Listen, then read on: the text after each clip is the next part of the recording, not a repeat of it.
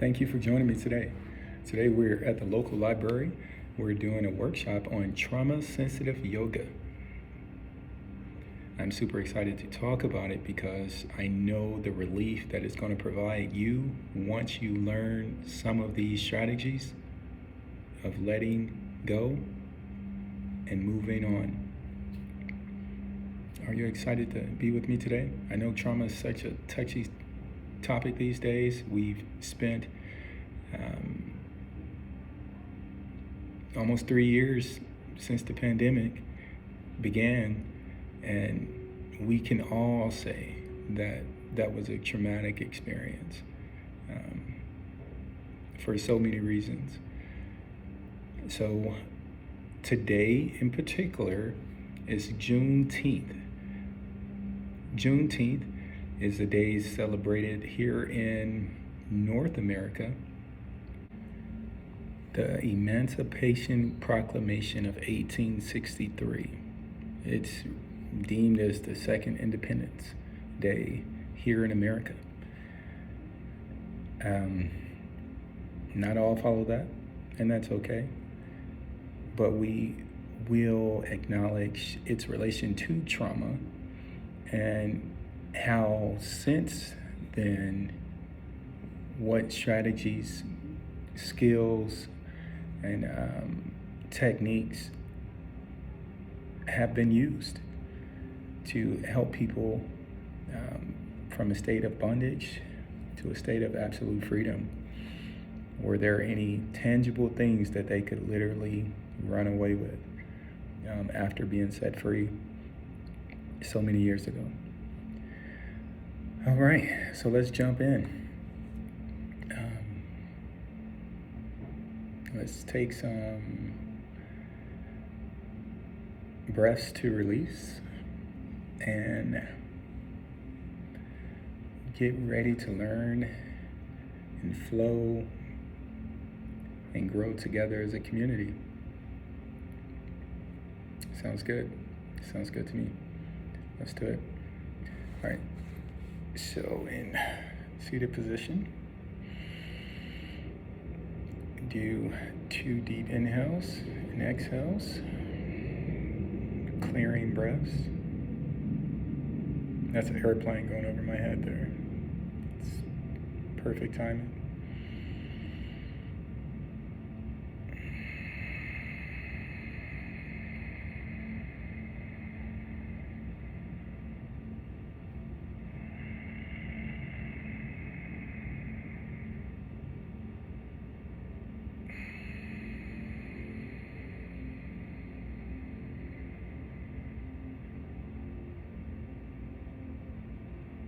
All right, let's move to the whiteboard. Trauma. Each person has a baseline. Let's say this is the average person's baseline. At the start of the day, they wake up. Midday, do some lunch. Around about 5, 6 p.m., have some dinner, bedtime routine, off to bed. That seems normal. Let's say you're a child in foster care. When you wake up, you don't know what you're waking up to. So instead of planning and projecting to 12, you're going to plan and project every minute. So you're on high alert. So your baseline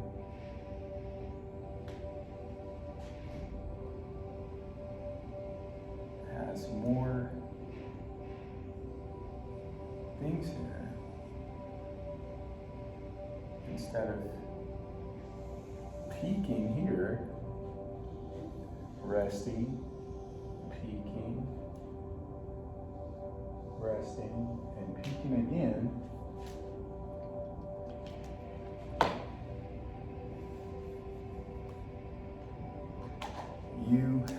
repetitive piece where you're always on. You never shut down.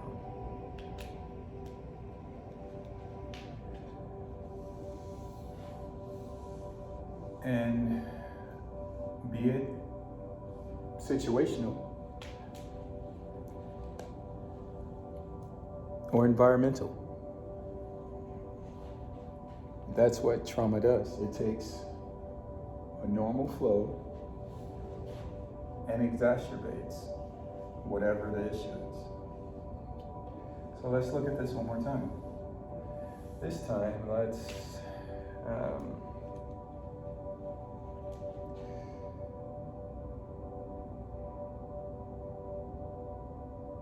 say you were in an accident where you received some bad news that you won't be able to walk for a few months. You're going to have surgery. So when you would normally wake up and plan for a peak way over here, there are little steps you have to take to make it through your day that wouldn't normally happen. So you have to exert more energy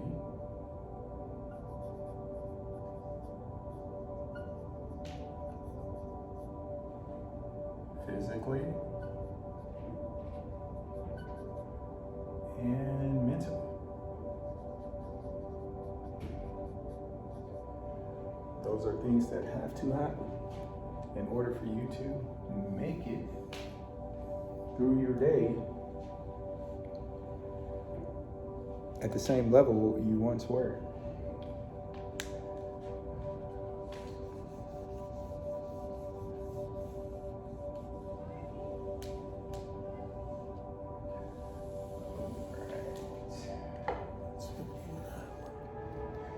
All right, so back to our previous example of someone being in foster care and their traumatic experiences being on high alert due to an unfamiliar environment, unfamiliar people, unfamiliar things that are happening. So what we can do with trauma-sensitive yoga is set up some mindful things happening here. At the beginning of the day, let's have a set routine.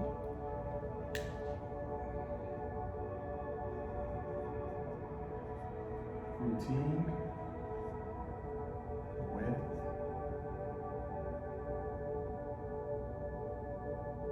body.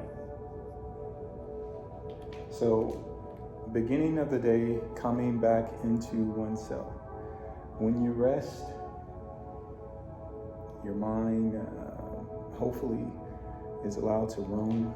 But when you wake up, you wake back to physical reality with others. And grounding yourself with intentional practices allows what will come forward to be not so abrasive. So what's a great thing to do in the morning if you are in a place you're not familiar with? Mindful awareness, yes, mindful awareness. Mindful awareness.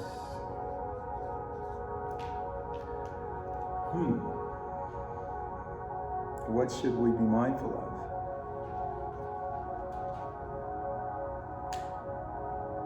What's happening today?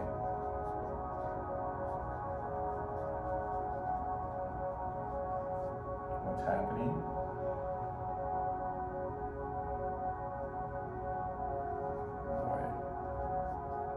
What needs to happen?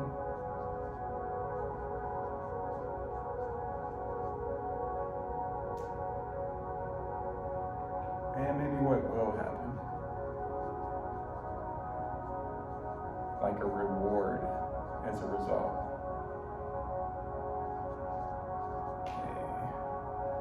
A result. So starting the day there, that's beneficial. And that's just a mental association with your environment. What about a tangible, like how do we get our needs met in the morning? We can have senses. What senses? What are we taking in? Is it smells? Is there something you may want to smell every morning? What's something you want to see? Is there a great picture to have of a family member that you're no longer with? What else would ground me back to myself, to where I don't feel out of control?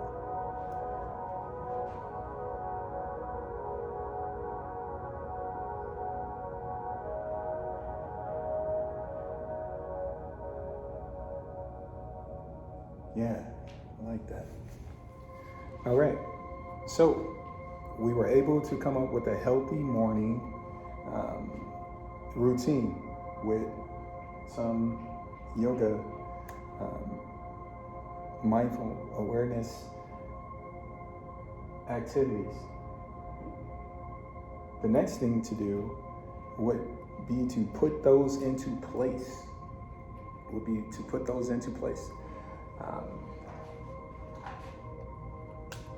So we have today. We began this and we talked about today being Juneteenth. Juneteenth is a day to celebrate the Emancipation Proclamation signed by President Lincoln.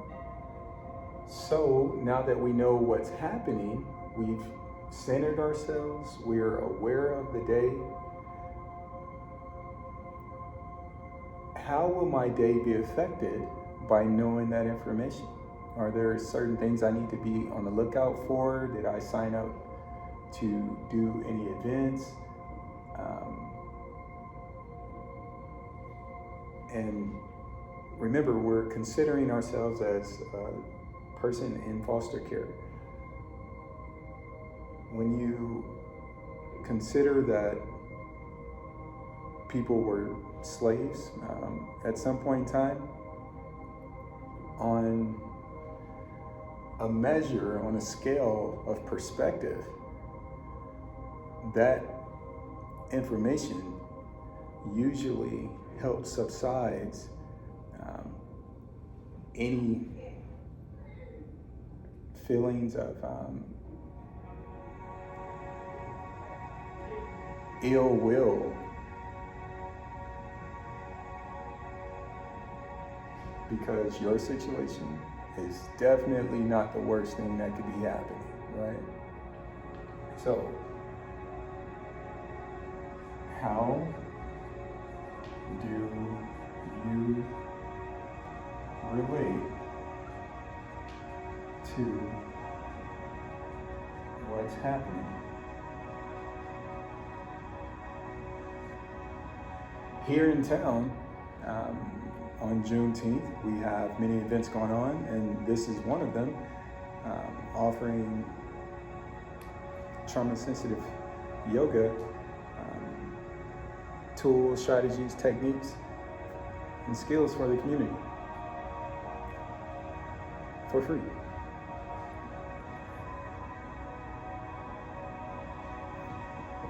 So we know what's happening, our day is going, we're aware, we're tracking along,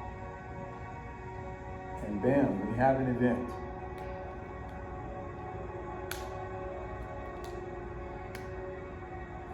Time with others, processing what's happening.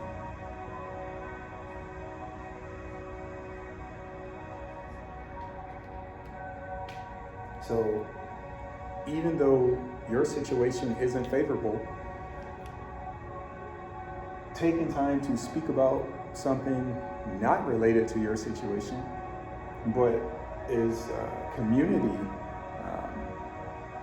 perspective, will take you outside of the immediate trauma that you're facing and place you with others where you can be in community and not be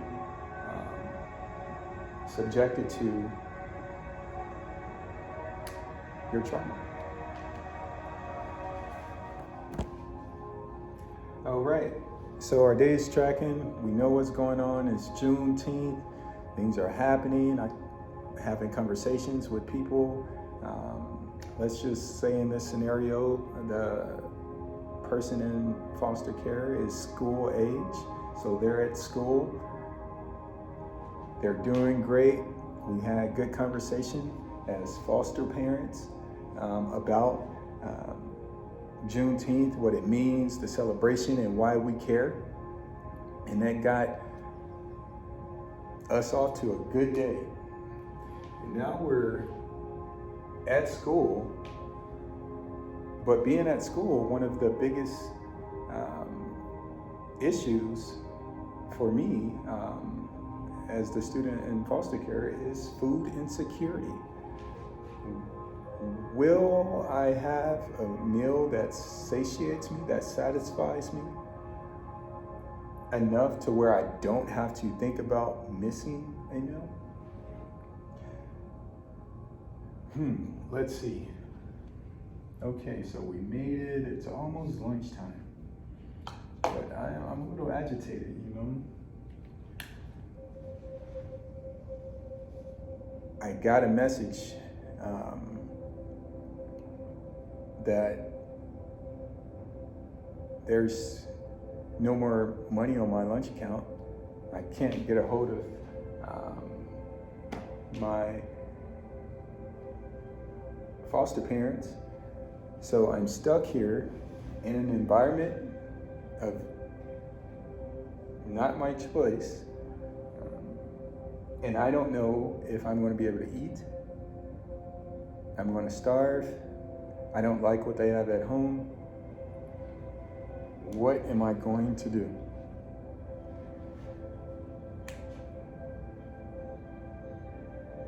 So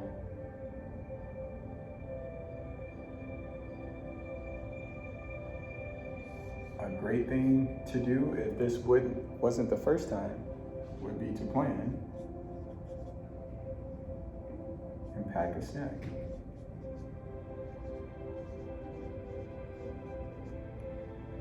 Plan, pack a snack.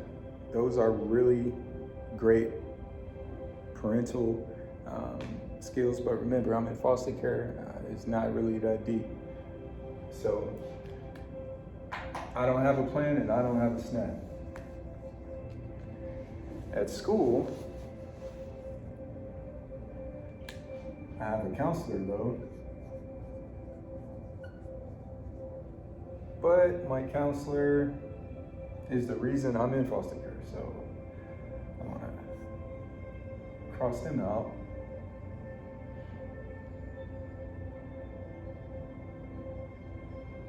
However, I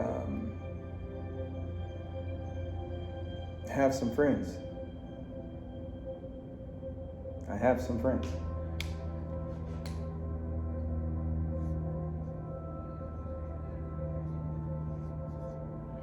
So I'm trusting my friends to be able to provide me with food. And that's not their job. That's not what they're supposed to be doing. I've exhausted everything that I know. Now it's time for me to get upset. It's time for me to become angry. It's time for me to lose control.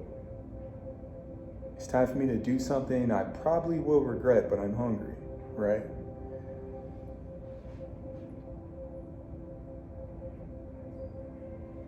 let's insert some yoga. So I know when people normally think about it and you say, well, I'm hungry, me taking deep breaths is not going to work. So let's replace those deep breaths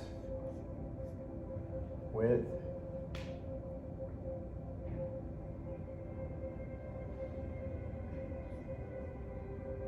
replacements. Every time I think of food,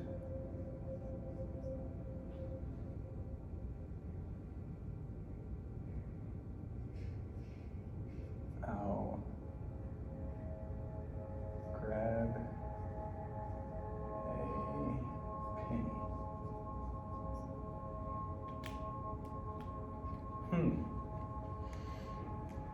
This is being mindfully aware.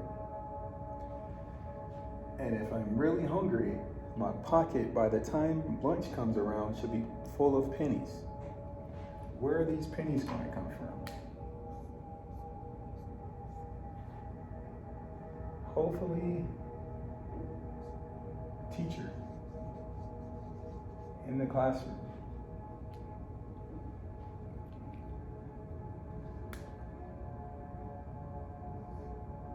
If the teacher wasn't able to connect due to you being a new student placed in their school due to your foster placement, and you don't have access to your pennies as you once had in your former school, I would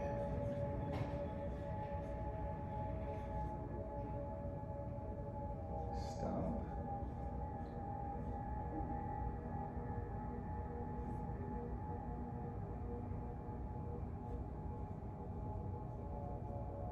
Look.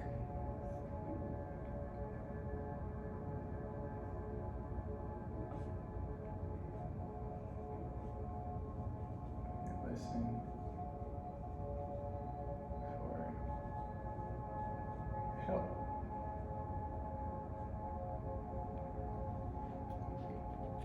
Because we're just getting to lunch, right? Lunch is just now happening. We need a moment to where we can stop and realize that all these thoughts that are coming are only thoughts. We have yet to make it to lunch. These are all things that are happening in my mind due to my trauma. It's very real to me, but it's not yet a reality.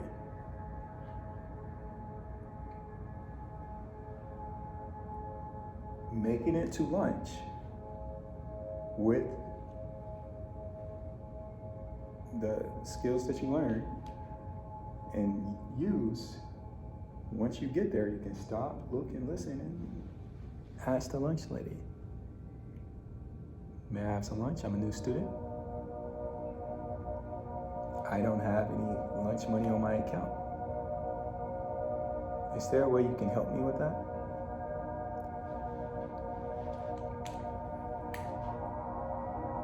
Being able to speak for oneself, I know that's a lot. You know, I didn't give an age. You know, we could be 5 to 20, who knows? But speaking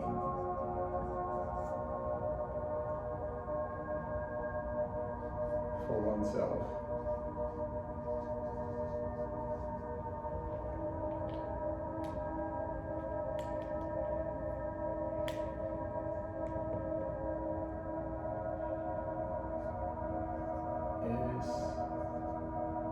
Is a skill.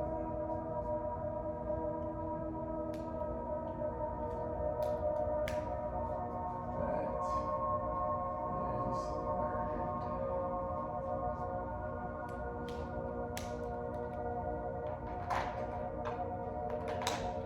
learned. Speaking for oneself is a skill that is learned.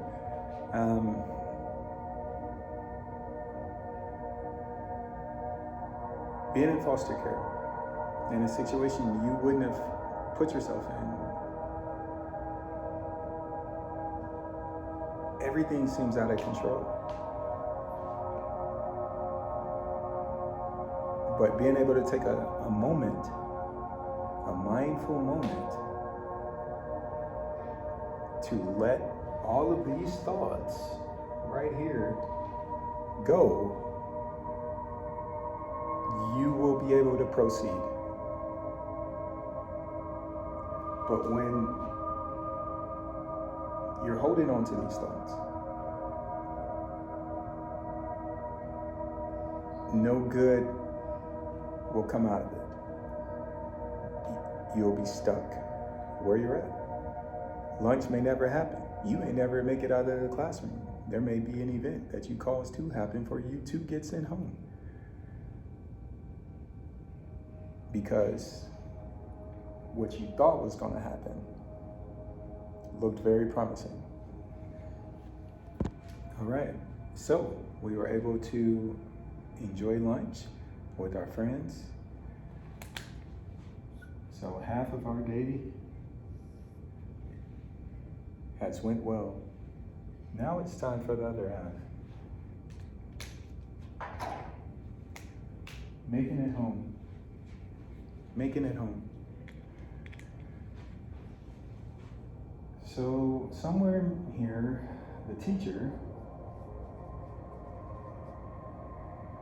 talks about Juneteenth. And you relate that all the way back to your beginning. And now, after a successful lunch, check plus for that, you're no longer down here forgotten.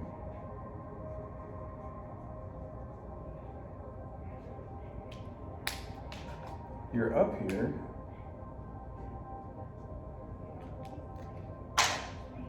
in your executive brain, your executive frontal lobe. Instead of being down here in your fight, flight, freeze. You're not there anymore.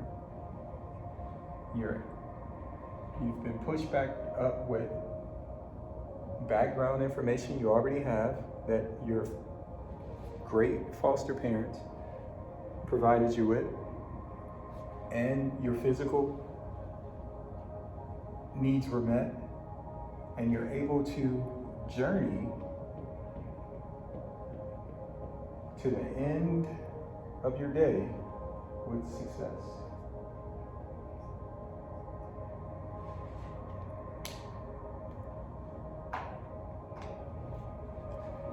That's success. All right, now we're here at the board. So, who experiences trauma? Everyone. Everyone does. We talked about that moments ago. We've all experienced COVID-19, where our lives were stopped, they were paused, and we had to adjust to a new normal. And some of us have never left that new normal. Some of us was able to go back to the way things were prior to, but for some of us, that's not the case. What is trauma-sensitive yoga?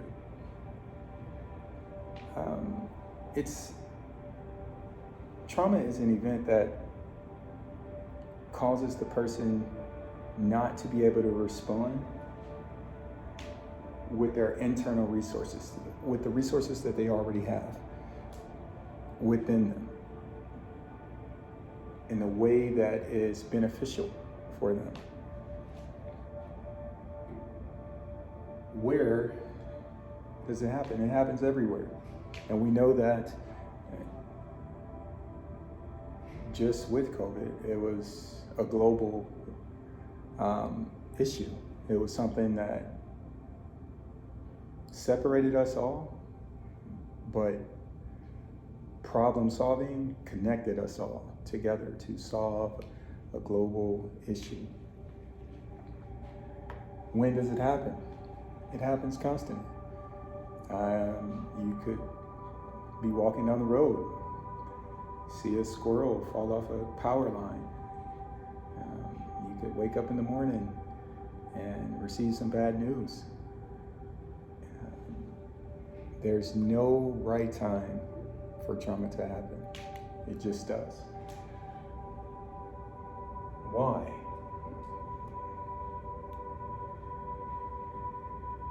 In the moment, as it's happening,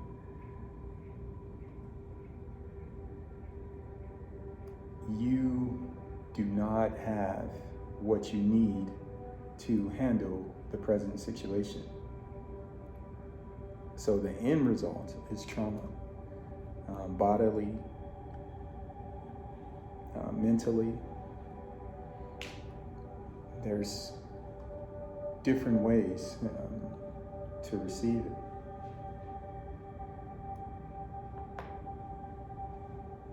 And how can we see trauma?